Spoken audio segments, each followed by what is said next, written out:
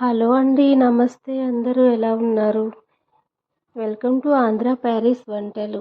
ఈరోజు చేపల పులుసు చేస్తున్నాను.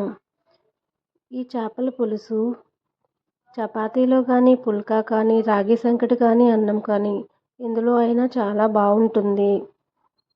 నేను ఇక్కడ 2 చేపలు తీసుకున్నాను. అంటే ఒక్కొక్క చేప కేజీ వస్తుంది. 2 కేజీల చేపలు తీసుకున్నాను. శుభ్రంగా కడిగించి పెట్టాను. ఇప్పుడు ధనియాలు, జీలకర్ర, అల్లం వెల్లుల్లి పేస్ట్, గసాలు మొత్తం ముద్ద చేసి పెట్టుకున్నాను. అందుకు 150 గ్రాముల చింతపండు నానబెట్టుకున్నాను. ఈ యొక్క 2 కేజీల చేపలకి 2 స్పూన్ల ఉప్పు వేశాను. మీరు తగినంత వరకు వేసుకోవచ్చు.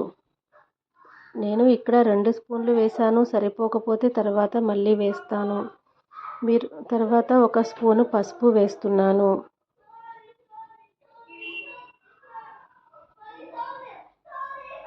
ఇక్కడ 1 స్పూన్ వరకు పసుపు వేశాను. ఒక 5 స్పూన్ల వరకు కారం వేస్తున్నాను.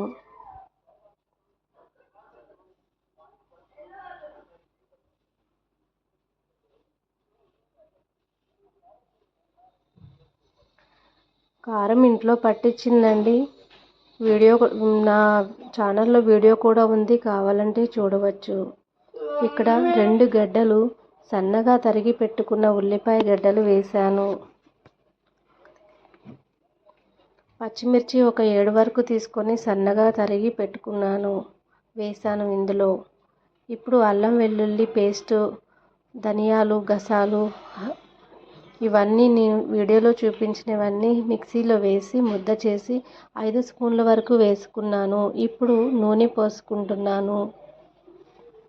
నూనె తగినంత వరకు పోసాను. మీరు 150 గ్రాములు లేదా తగినంత వరకు పోసుకోవచ్చు. ఈ మసాలాలన్నీ ముక్కకు పట్టే విధంగా బాగా కలుపుకోవాలి.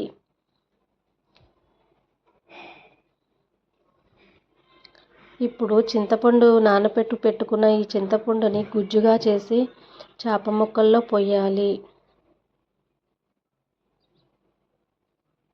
ముక్క మునిగేంత వరకు వాటర్ పోయాలి.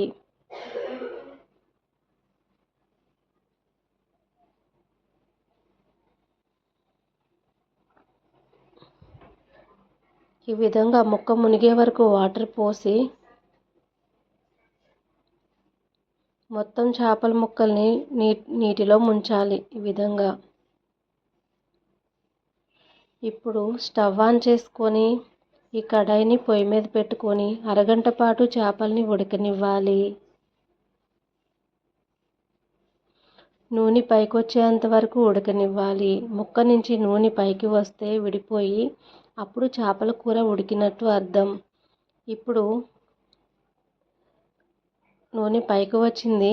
ఈ విధంగా ఉడికించిన తర్వాత చివర్లో కరివేపాకు, కొత్తిమీర వేసుకొని ఒక 5 నిమిషాలు ఉంచి దించేయడమే. చేపల కూర రెడీ అయిపోయింది ఫ్రెండ్స్. ఇలాంటి మరెన్నో వీడియోల కోసం నా ఛానల్ని లైక్ చేయండి, షేర్ చేయండి, సబ్స్క్రైబ్ చేయండి. మీరు కూడా ట్రై చేస్తే ఒకసారి కామెంట్ పెట్టండి. Thank you for